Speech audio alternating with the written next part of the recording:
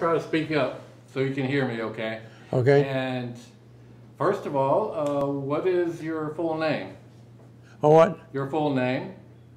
Full name is George Terrell. And what's your birth date? My birthday is March 12th of 1925. Where were you born? Sipsey, Alabama. Okay. What's that close to? Jasper. Okay. You know, not too far away. Yeah, okay. And did you grow up there? No. My dad was a coal miner, and coal miners move quite often depending on where they find of coal, and they moved to there accordingly. And that means you didn't stay in one town very long. Okay. What other places did you move to? Or where'd you go to high school? Oh, I went to high school at Minor High School. Okay. Yeah. I know where that is. You know where it is? Yeah. Okay, all right. And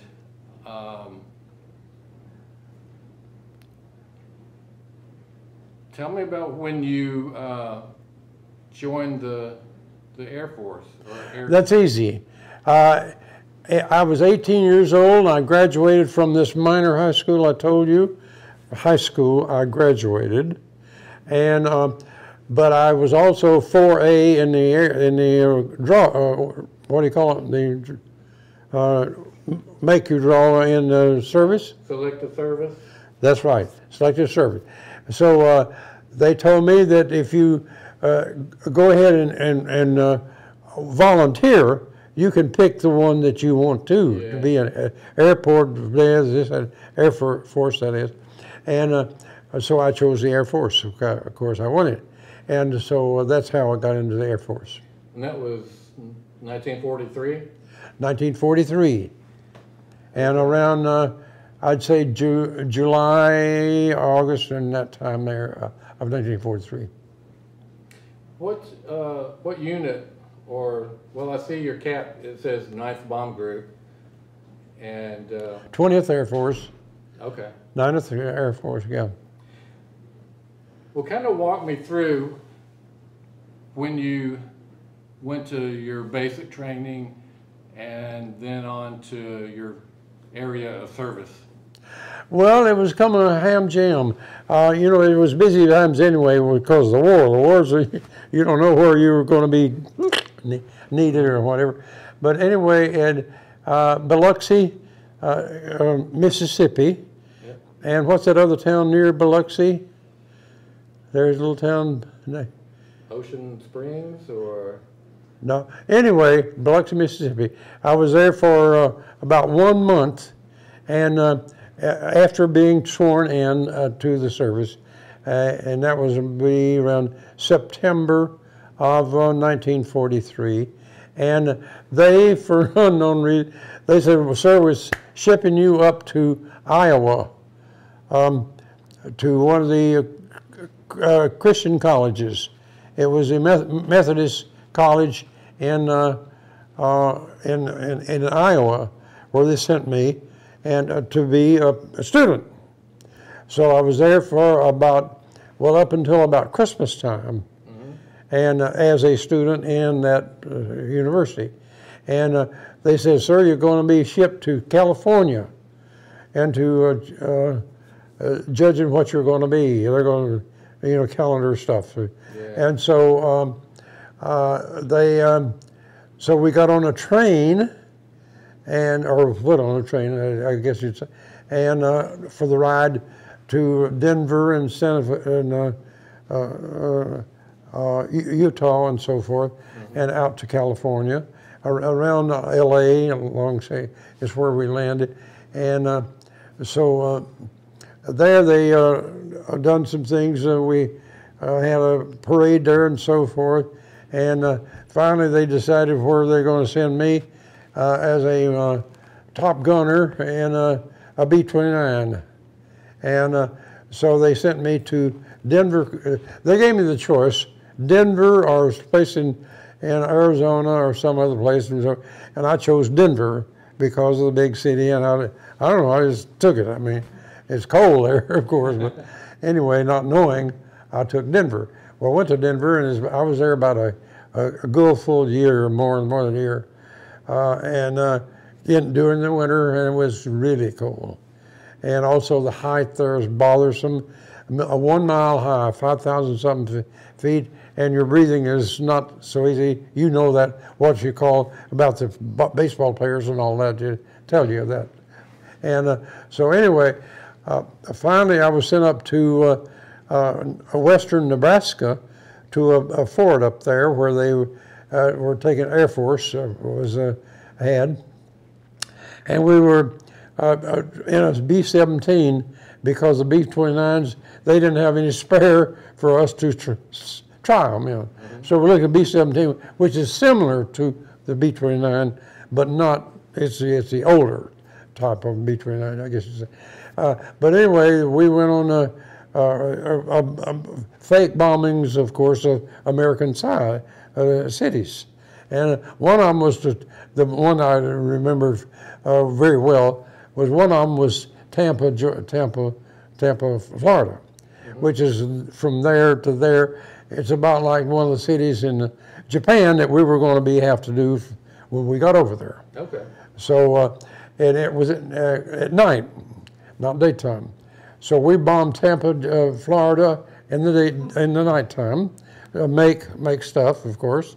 Yeah. And then we turn around, we come right back to our Nebraska thing.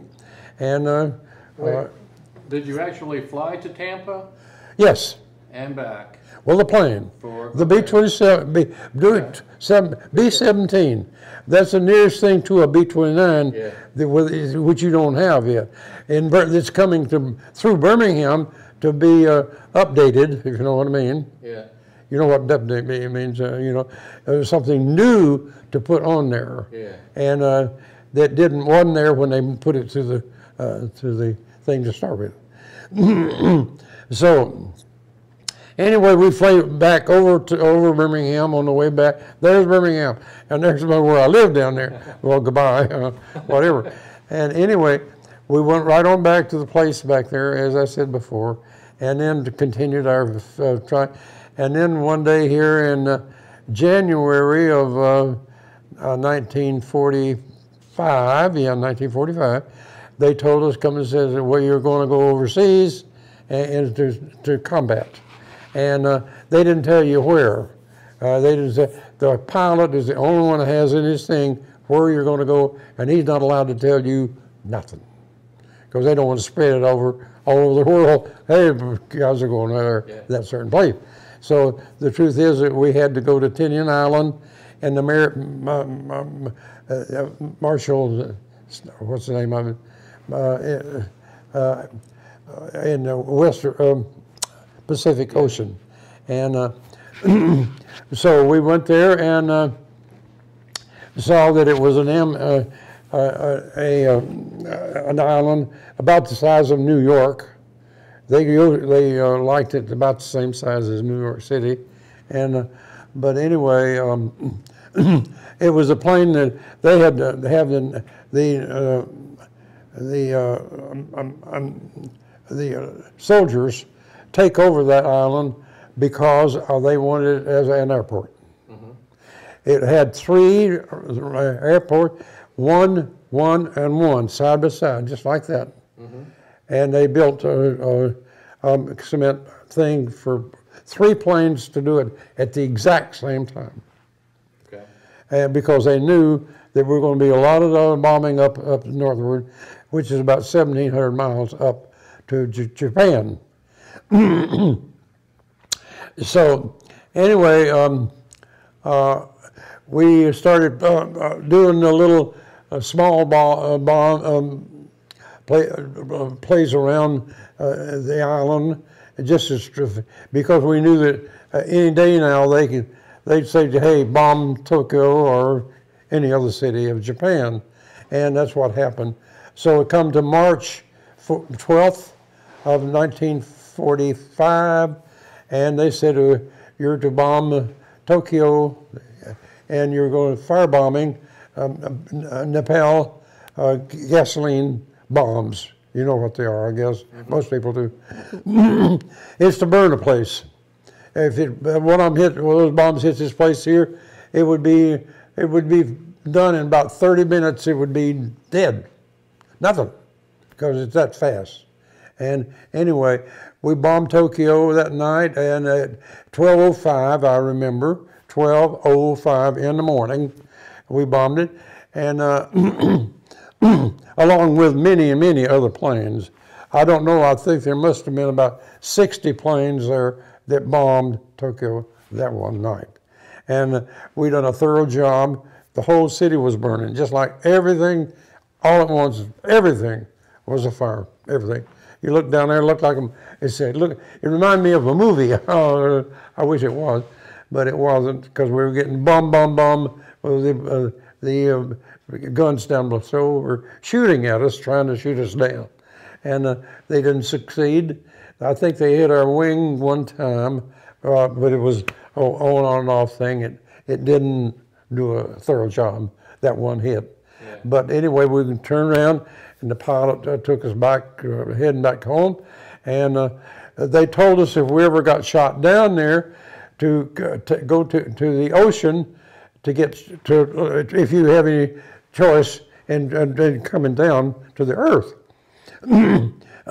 Try the ocean instead of downtown Tokyo, because downtown Tokyo, they were shooting, they were cutting some of the airplanes had cut their head off. And so they said, well, you'd rather have that where the sharks are than you are where other people are. And anyway, that's just information for us. And if we had to bail from the ship, which we did not have to do, well then, but anyway, we started all the way back to the 1,700 miles back down to Hiroshima, and that was the end of that one thing. We had 20 more of them to go, including all of the big cities. We bombed them, and we also done some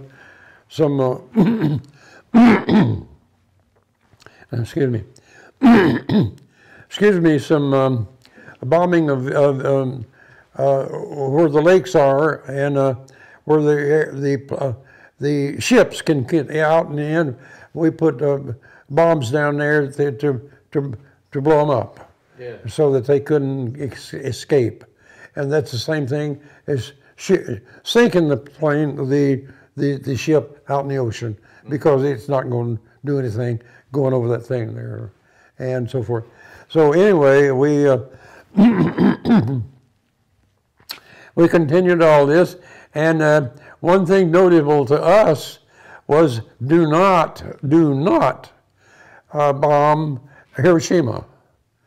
Do not bomb it. Well, hey, I thought we were up here to bomb it. Well, we did bomb other cities, but not Hiroshima. And only when the atom bomb was dropped did we find out why they said don't bomb Hiroshima. And that was because they wanted the emperor to see what one bomb on one city could do, how much destruction it could do. And it does a total thing of destruction, and everything in Hiroshima was gone. And they wanted the emperor to go there and see that, and he said, well, I better give up, because otherwise I won't have no cities to be top of. So he gave up, as we all know, after the next bomb was bombed, a bomb was dropped. So they said at that time there, they said, well, you guys here, you got enough of the dicks or whatever the things you say to go home, so you can go home. So I come home. Since I was not in there as a professional man, I opted to come home and get a job, etc., be a citizen after that, because all the fighting was over with. Yeah. And that is pretty well summing up everything in my life as a fireman.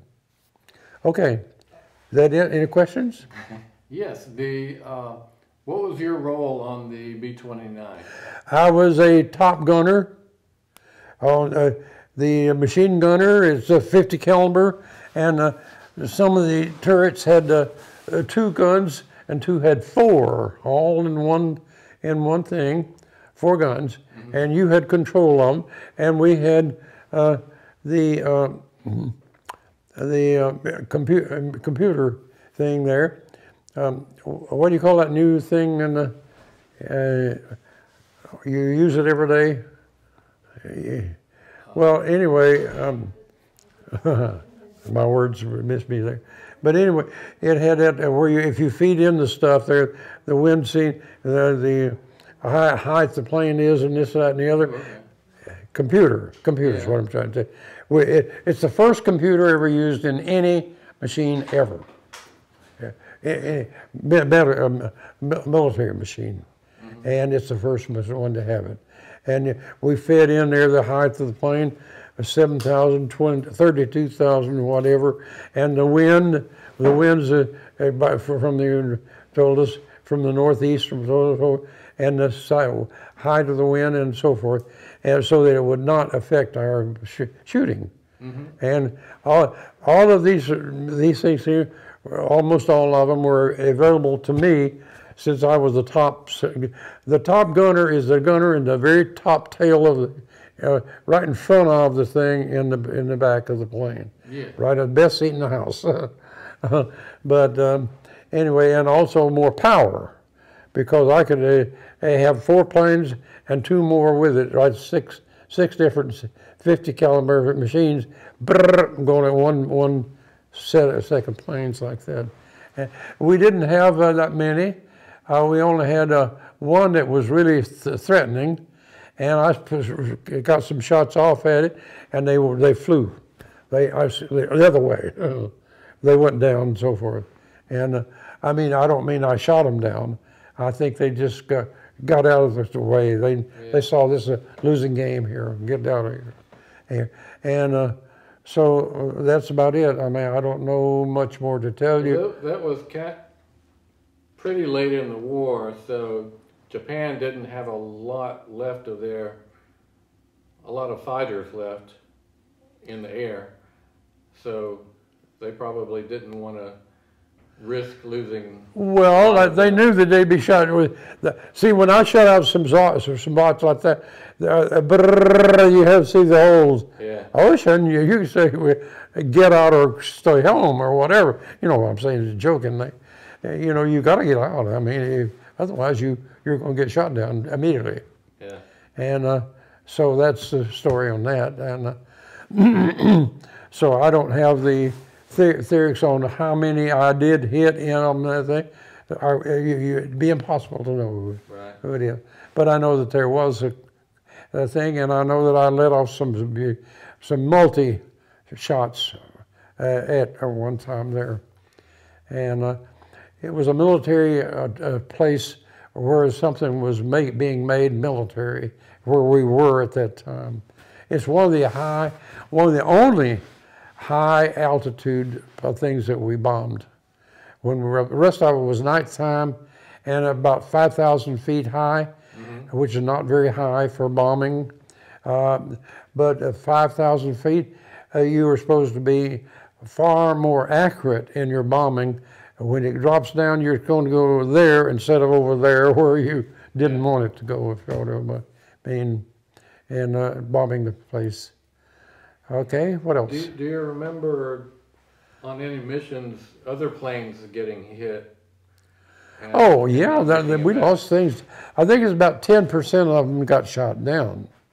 Now I don't know the exact figure that there was bombing. I said 60 because I know there was a lot of them. And every plane had its timetable. If they said 12:05, you're to bomb there, and you're going to be in the center of the bombing thing, you better be there at 12:05, because at 12:10, right behind you is another plane. He would crash into you, and both of you would go down like that. So you got to go by the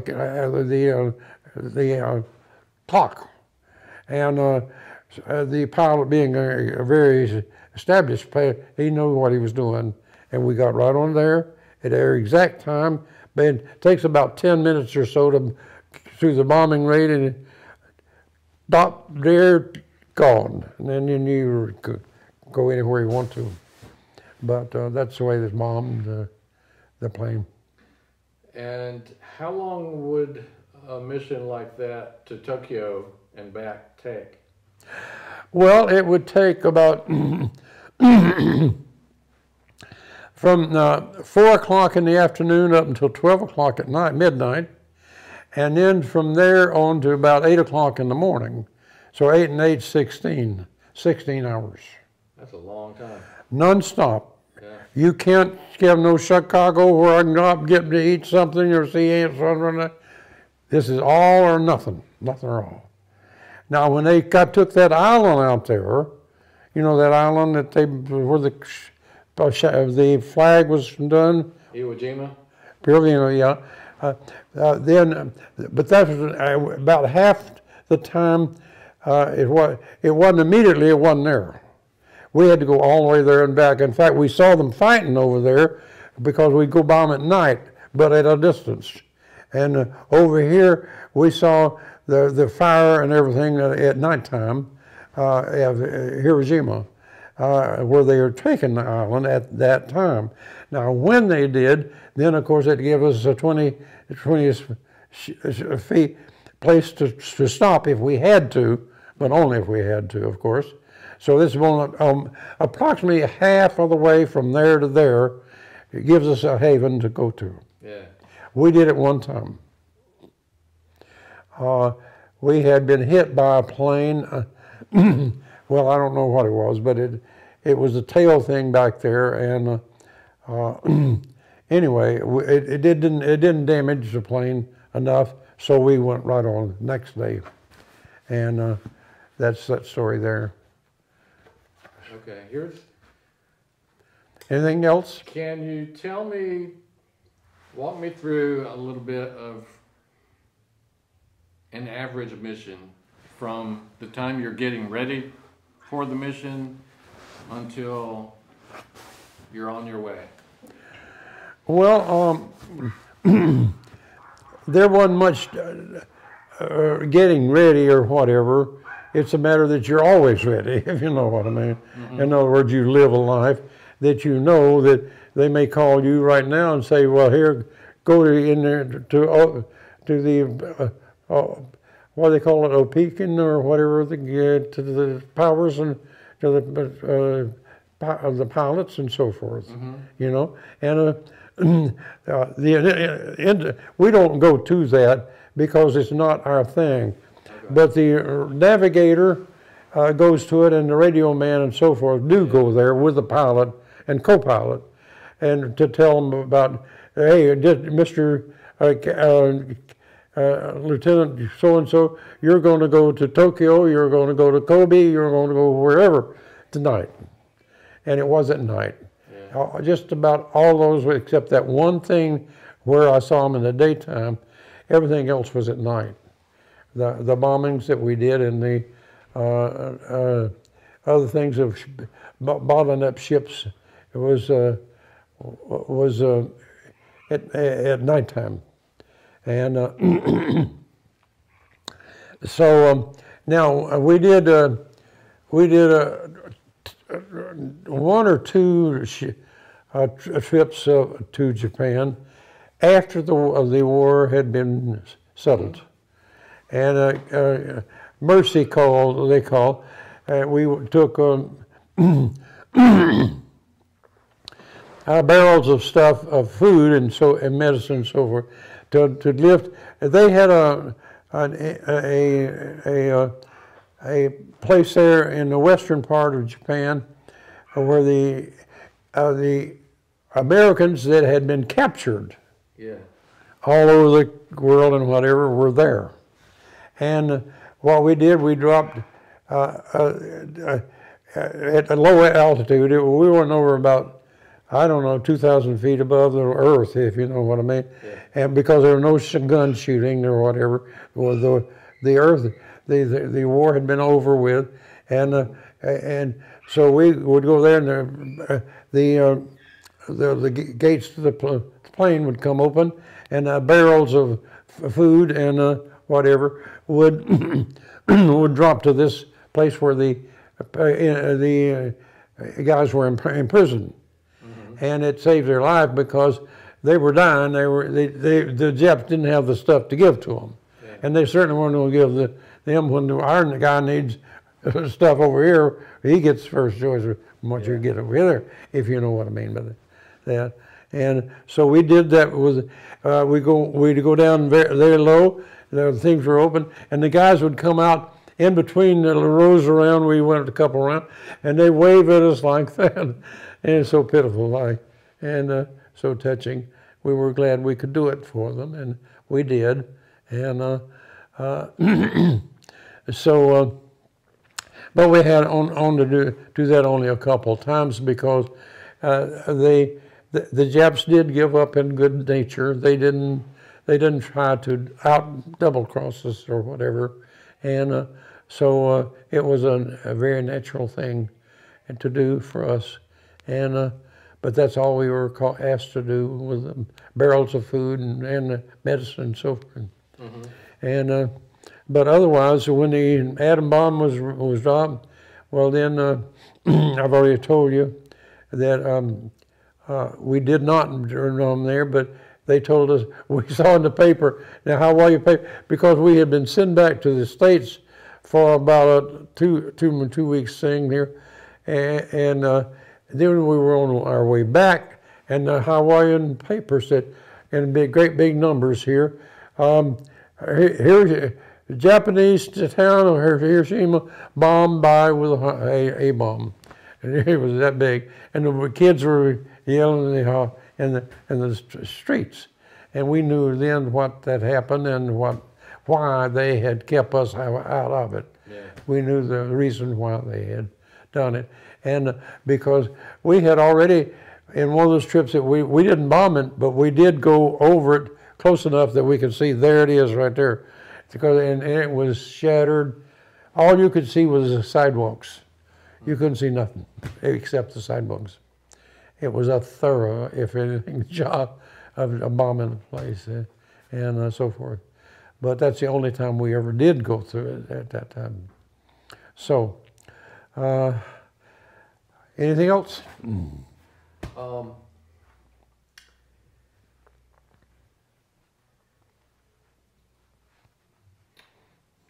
I know there is, I think, what would when you're on a mission, you're on your way to your target, but you're just flying over open seas. That's right. And at night. But you would start before dark. Well, yeah, I mean, yeah. But that's 4 o'clock or 5 o'clock. Up there, it's not very long until you get to night. Yeah. And we'd fly not at a low altitude, it would be high altitude, because the plane goes more economical that way on the high altitude. You know what I'm saying? Yeah. Okay. What was the mood like of the crew on the plane while you're on the way there? What did we do? What was the mood like? Was it quiet? Oh, of course. Yeah, you don't talk very much. That's a long trip. Now we had radar on there. There was room for radar, and it was flat down like this, and we could see those planes, the ships that had been locked in the lakes because we had put the bombers there, and the bombs were set so that it must be a 25,000 ship to make it go off, and these fishing things ain't gonna set it off. Yeah. So you gotta waste one of your big if you're gonna on that's the ship. Yeah. You know, and so those are the little small things you learn about it as you go, and they do tell you what we're doing. Now, but we'd see it at the radar. We'd look down there, and yeah, there it is, right there, sitting there. That plane was there when we came by before. You know, the very same plane. It couldn't get out. You know. And so sometimes you could see the result of what you had done, and it was gratifying there to see that. It was the very danger, of course, is 1,800 1,800 miles or something like that. If anything happened to your plane, I mean, it's tough. I mean, mechanical, I'm talking about. Well, or anything. If you got hit by any guns, or, well, there's holes there that shouldn't be there. And sometimes they hit the gasoline tanks in the wings, you know, and sometimes in the belly of the plane. When we started up there, we had only one a belly thing that would open because the other one was filled with gasoline. It was too far to go up all the way up there and back.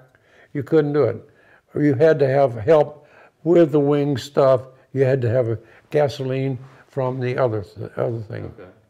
So until they got the Terrell, whatever the name is, that island, you know, you had to go there or back, or you there in the ocean. I mean, you know, and that's the way that is.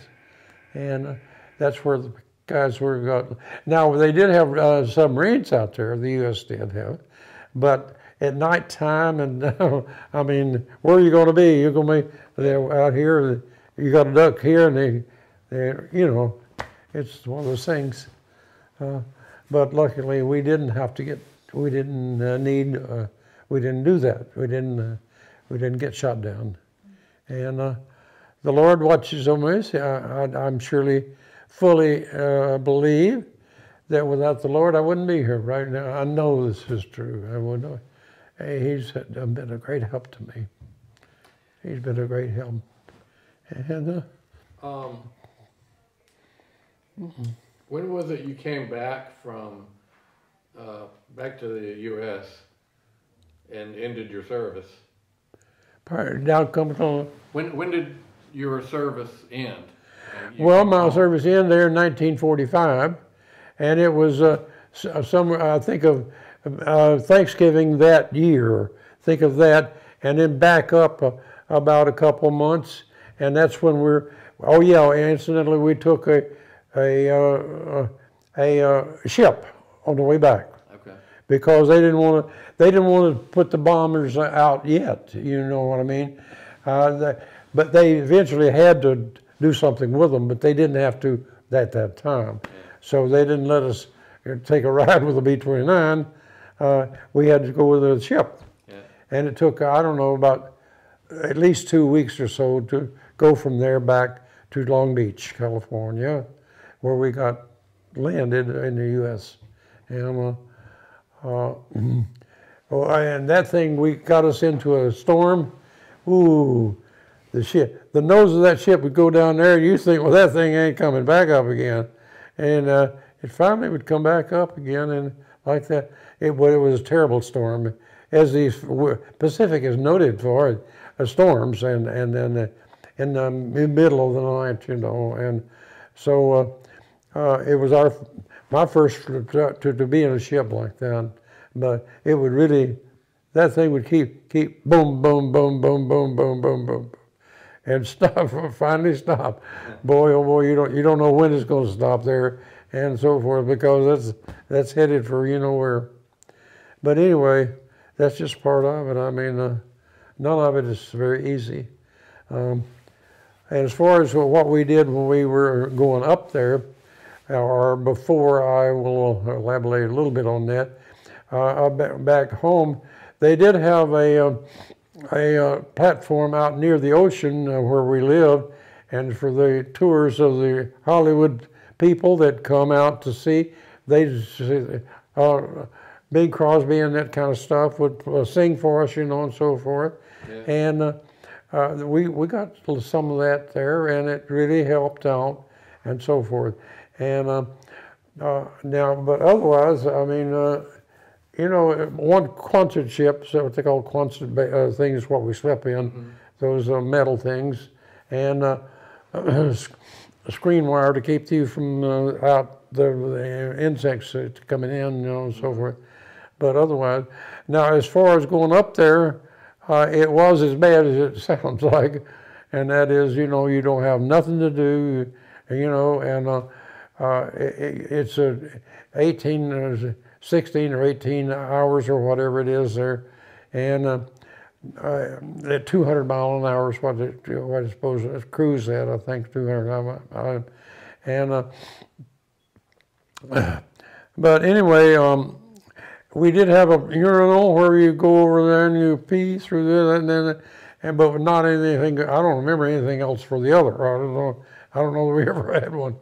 But and as far as eating, you ate what they had. I mean, at regular times and so forth, and you just write letters home if you want to, and so forth.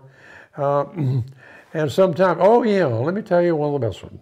This is the best one. As I said before, Tinian Island is about the size of New York City up there. Well, there, when we didn't have anything to do, some of us went up on a certain part of the island that had a beach, a little bit of a beach up there. Mm-hmm. So we'd go up there and go swimming. Well, I didn't swim. I hadn't learned how to swim for some reason. I hadn't. But anyway, what I did, I took my mattress that I slept on. You know those mattresses they have you, about that thick, and to go on a thing plane, and you usually sit on it in one sleep.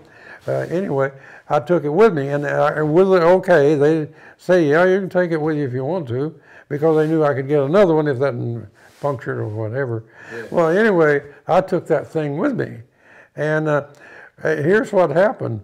Either I saved two guys' lives or they saved mine, whichever way. You're going to be the judge. All right, I'm out there in my with my thing there, and considerable way of that from the beach. And these two guys here, I noticed they were paddling and not seeming to get anywhere. And well, that meant that the tide was coming in, and we didn't know it. We didn't know when the time would come in or whatever. Well, out there, the tide is very vicious. And anyway, whenever they started coming over to me, they grabbed a hold of the side of my thing, my raft. So they made my bones their place, if you know what I mean. Yeah. Now I'm always on there I'm doing okay myself, you know what I mean. Yeah. But here you grab this, one here and one over here, two of them was, and they were afraid they were going to get sunk right there because those things are very nasty. They can drag you right under if you know anything about them. Well, anyway, they grabbed a hold of them, and I noticed mine slowed in going in, but we did make it. Was struggling, me, and then, yeah. And so, and me. Well, now I claim that I saved their life, and they saved me. They saved my life. You see what I mean? Yeah. You see what I'm telling about there? Well, I mean, not there. We didn't say nothing to each other. We just could go on our own way. Yeah. You don't think you've done. You just get the heck out and be glad to do it. You figure, oh, I got saved in my life. Yeah. And but later on, you get to thinking about these things. You know, was it them saved me? I say that it was me. If I hadn't been there with my thing, they'd be in the ocean. They would be. Probably so. But anyway, that's one of those kind of funny things. Now that it's over with, it wasn't so funny at that time. Yeah. But that's one of the tales that I've told people as the truth, of course. And so that's there's no more to be said made of it, of whatever, because they went their own way, and they didn't even say thanks a lot, guy, or food. Are you kidding? Get the hell out of here, and whatever. Do you remember much about your best friends over there? My who? Your best friends that you had? Pad?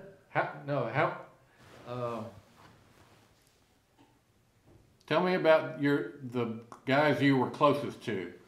Well, we didn't. They were from all over the country. There was one from Texas, the engineer, and the pilot. Both were from Texas. Okay. And Michigan and Minnesota. Minnesota was a co-pilot, and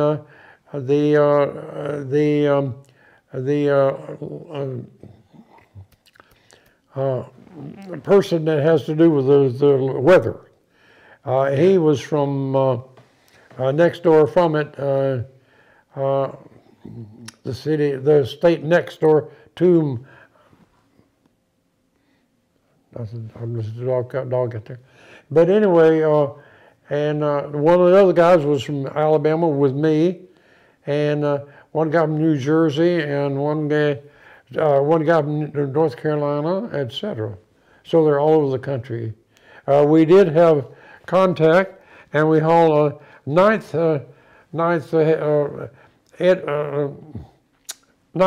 group. Mm-hmm. I have a monthly meeting at Washington,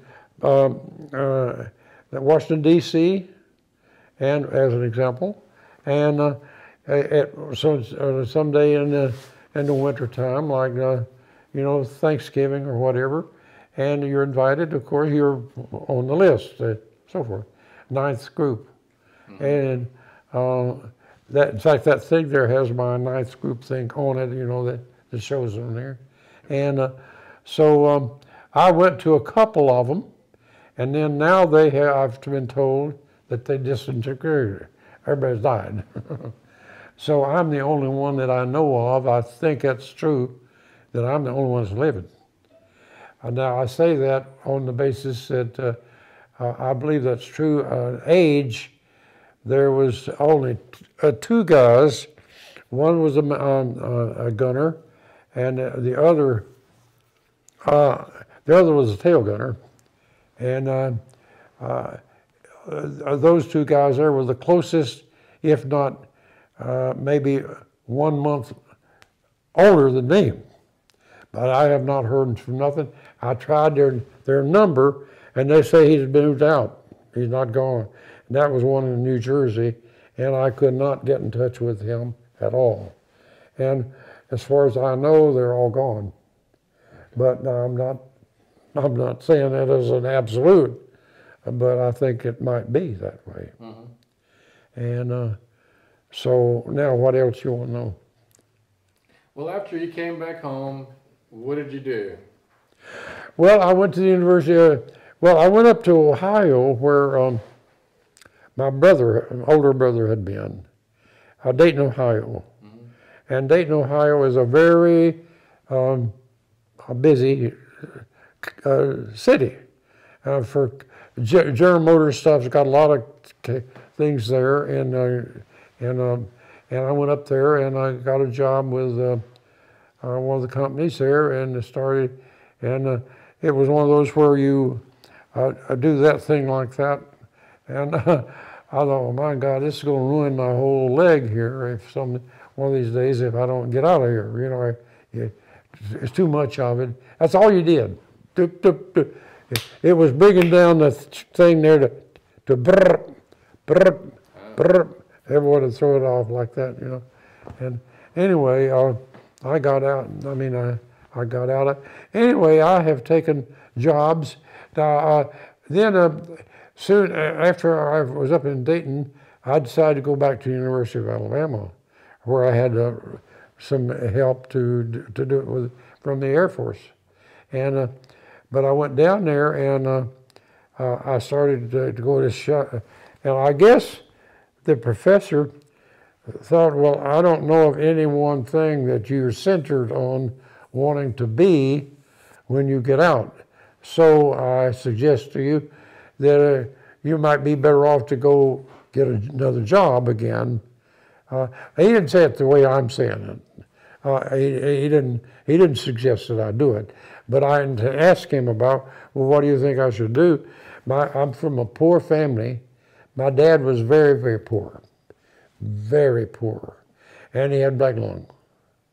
And what more do I need to tell you? And I'm from a 10-member family, and I'm number 8. 1, 2, 3, 4, 5, 6, 7, 8, 9, 10. The youngest is right down here. They're gone. Everybody's gone except me. Wow. Everybody. I thought they'd be, after me. Not true. So, I mean, what can I say? And the same thing with my others, 11 people, and all of them's gone except me, that I know of. So, you know, see what I'm talking about? Yeah. I mean, you know, that's it. So, I mean, I just try to enjoy life, that's all.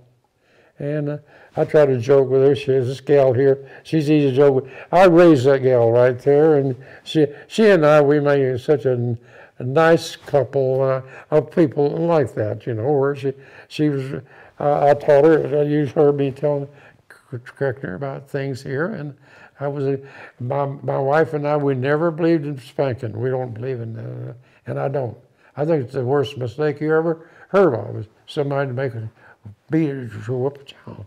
You know, I figure, well, you sit down and reason to them and tell them, well, hey, they can't do that.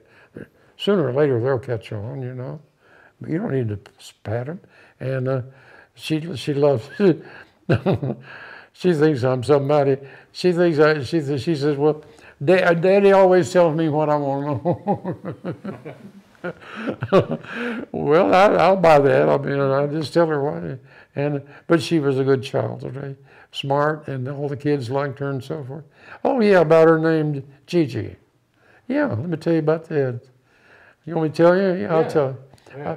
Yeah, my wife and I, she was pregnant, and the baby's going to be born here very shortly, and so forth. And anyway, the baby was born, and there she is. And she said, my wife said, well, I'm going to call her Georgia. Georgina. Georgia what? Georgina. Yeah, okay. But anyway, we had gone to that movie, Gigi.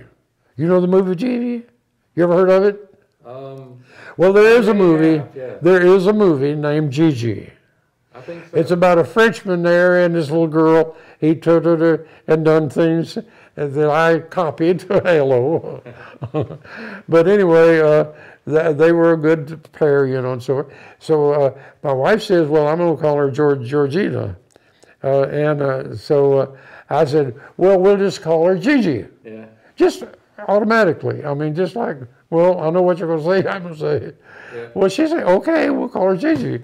And but we did name her Georgina. Her name is Georgina, but you ain't going to call her Georgina because she'll step you in the face. Joking.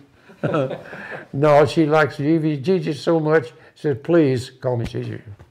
And she liked that name and went by it and so forth. And she's had fun with it and everything, so that's it. But that's a part of my life, and I like to tell people because it's funny and it's life. It's true life, you know. You can see that happening, you know, that way. So anyway, she's glad she got and right now she's, yeah, she used to tell her mother, said, I'll go ask Dad, he knows everything.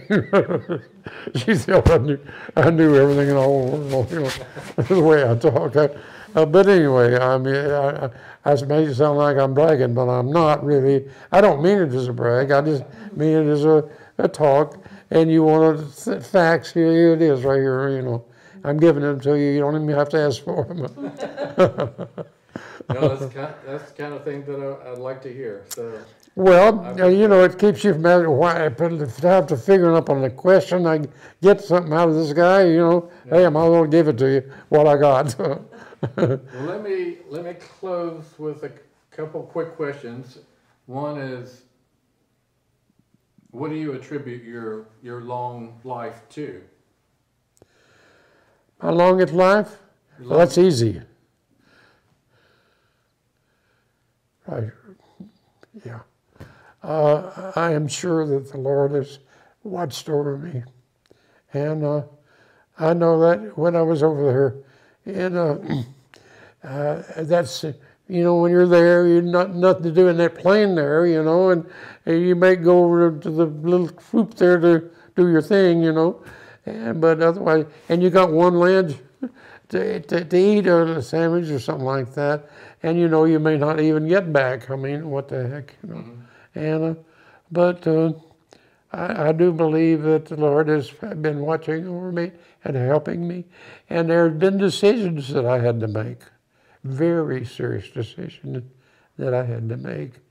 And He helped me with that. Mm-hmm. And I made the right ones. I mean, I say it's the right one because the results turned out to be so successful, than it would have been otherwise, and so forth. And it even involves her and so forth, which I won't mention no more.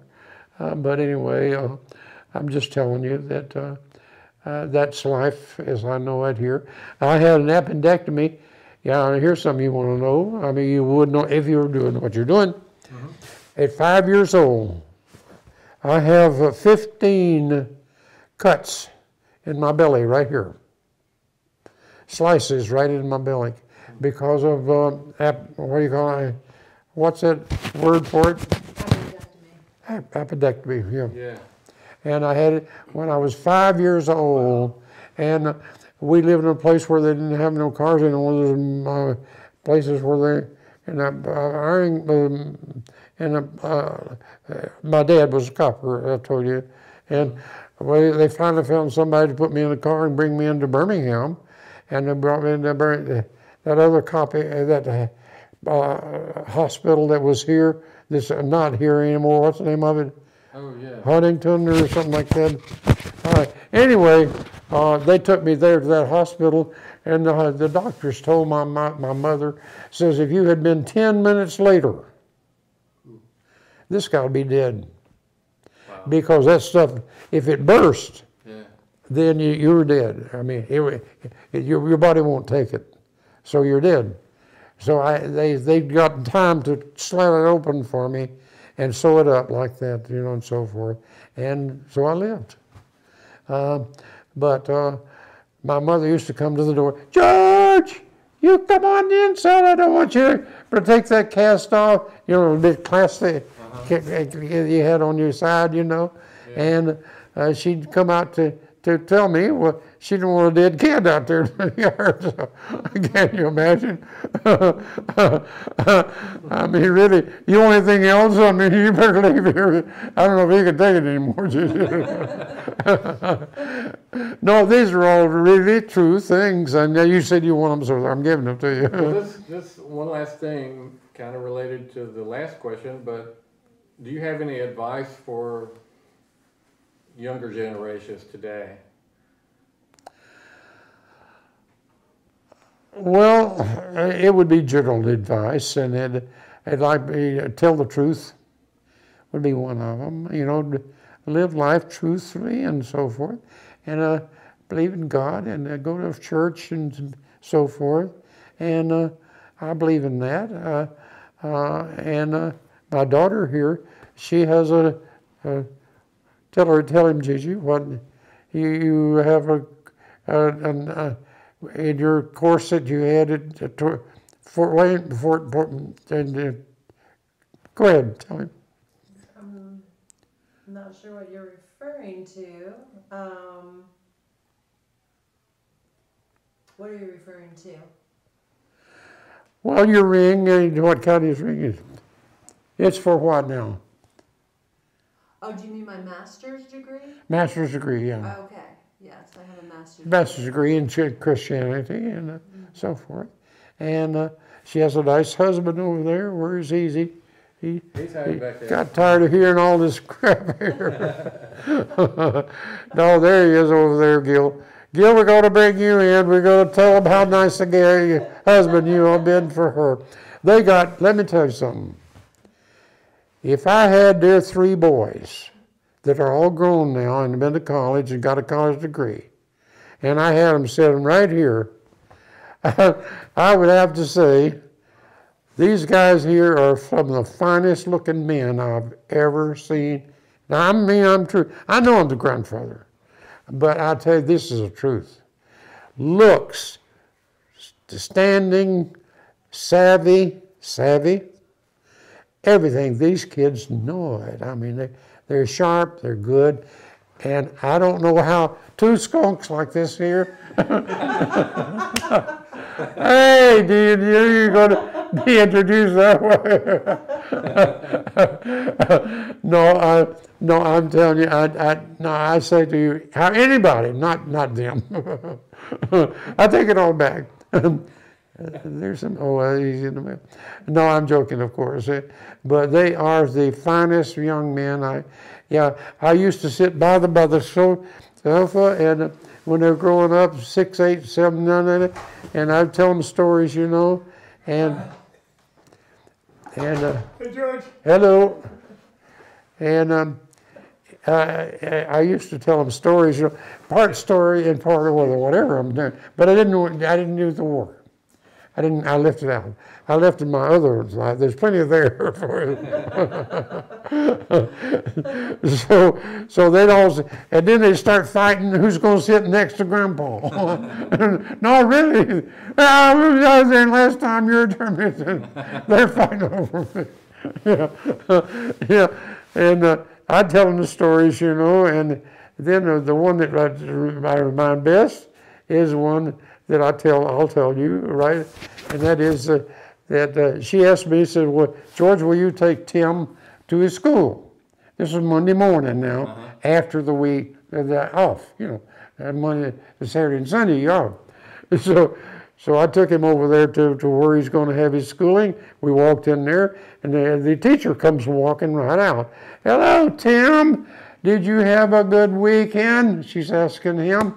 And he said, yes. And Grandpa told me stories. Now, can you beat that one? You can't. You ain't going to beat that one. That's the top of them all right there. Well, they love you, and they love me. Very proud of them. And here's a kid here, 8 or 9 years old, going to tell the whole world. This guy takes me and telling me stories. You don't get any better than that. I mean, really. And I do. I love that. And this kid is he's nice. All three of them are. They really are. And but anyway, somehow they did it. I don't know how they did it. You did a great job.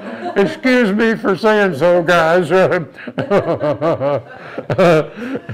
No, they really have something, because they done the tops of the tops. They really do. Great. Well, thank you for your service. Thank you for spending time just telling me your stories, and I appreciate it. Well, I mean, I did it with the sense that that's what he's looking for, and, you know, help you with your job if you want. I am a person that will help people. I mean, you know, if I see somebody who needs help, I'll help them. I mean, you know, and I have coins enough now, thank God, that I'm not hurting there, you know. And that's miles away from when I was born. We didn't have money. And we didn't have no money. I mean, you know, and I really, but anyway, and this thing here, it stopped me from being into like football or something. Why, are you kidding? I wouldn't dare do that. I mean, risky, you know, and so forth. So it's been a life. I mean, you know, that I have had to deal with, and if I didn't do the right thing, I wouldn't be here. I mean. I think that my decisions, I congratulate myself. I mean, that's the way I do it. And I mean, I don't mean it to be selfish or nothing, but I made some good choices. And I think the Lord was part of it, because He helps me nightly in making decisions that I eventually say, great, you know, so forth, yeah. All right. Well, thank you so much. Well, I hope I mean, it gives me a good feeling to think that you know, have heard all this here, and it means something. And if you can make something out of it, power to you. I mean, you know, whatever, and so forth. But anyway, that's about it. All right. I meant to ask you about your Distinguished Flying Cross. My what? Distinguished Flying Cross Medal. Yeah, what about it? How did you earn that? Well, I think probably the whole crew got one. Yeah, that's what I assumed. Huh? I assumed that, but Yeah, well, I'm assuming that too. I don't know that. But I know that I got one. I mean, there it is. I mean, you know, Yeah. it speaks for itself. Now, I see a bombing, a bombing, Detroit, the main city, was a new thing there at that time. You know, they knew they had a problem, you know, our side did. They knew that there's going to be 1 million Americans, if they had to go to the beach here to get them into there, it's going to be a million Americans that got dead. You know what I'm saying? yeah, So they're going this other way, the airport. You know, now there'll be some that did there too. I mean, you know, yeah. now I'm talking for them when I say this. You know what I'm saying? I don't know. I mean, I'm guessing that's what they said. But they said, well, hell, 1 million people here. We got to do anything we can to avoid that one thing. Yeah. And so that's why they emphasize aerial stuff, you know. Yeah. And there was one that got that bombed them from a ship. You remember the one that was on a ship and they took off and they didn't have no place to go to when they landed in China like that. Yeah. You know, well, that's the first one, I think, and then we were the second one, I guess, that come along with the B-29s, you know, because they just now got manufactured. You know, they weren't even manufactured. You know, so now some of this is my own assuming to what it is. I don't know that firsthand. If nobody told me, you know. Yeah. It had to be that way, kind of, you know, because if you're in general or something and you're in charge of 10 million people, you're going to get it as easy as you can. I mean, you know, a sure thing where you're going to lose 1 million, that's not acceptable, you know. Yeah. Was there one particular mission that your crew went on that was recognized for that medal? Well, you mean just us? Yeah. There was one, and that's the one I told you that that we had this flock of stuff out there, guys out there that were climbing up there to us, and then when I shot us a many. See that turret that I had. It had 4 guns in it, 450 calibers. 4? At one time, 4, yeah.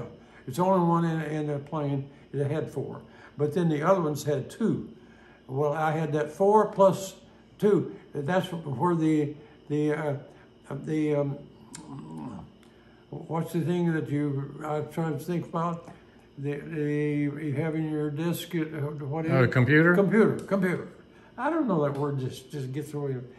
But anyway, the computer, in other words, the computer computed for those things, the wind tuning things and so forth and so on. See, so if I shoot out here and there's the planes out there and there's a wind coming along like that, something's got to correct it and make me go over here. Yeah. Shoot here and it'll hit them there. You know what I mean? That's impressive. What it is there. So that's what we're talking about. Now, I think that's probably it if you're talking. Now, Okay. it was 32,000 feet up there. That's the only high temper that we had right there. And we were the only ones there. We were the only trip that was there was us. Okay. So what else? I mean, that's all I can tell you.